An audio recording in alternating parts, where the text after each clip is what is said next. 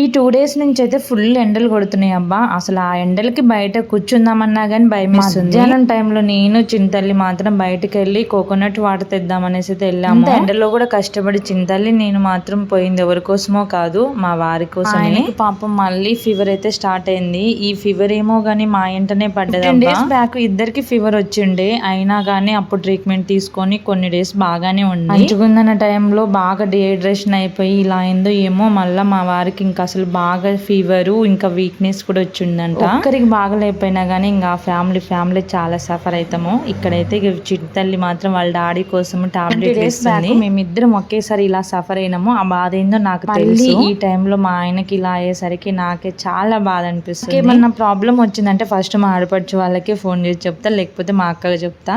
కానీ మా వారు మాత్రం అస్సలు చెప్పరు ఎవరికి. ఆయన నేనే అర్థం చేసుకోవాలి. ఇంట్లోనే జ్యూస్ ప్రిపేర్ చేస్తే ఇక పిల్లలు ఇద్దరు కూడా వాళ్ళ డాడీకి తాపిస్తున్నారు. మాత్రం బయట అస్సలు తిరగకండి. అయితే మా వారికి బాగానే ఉంది. ఇక వీడియో అయితే ఇంతవరకు.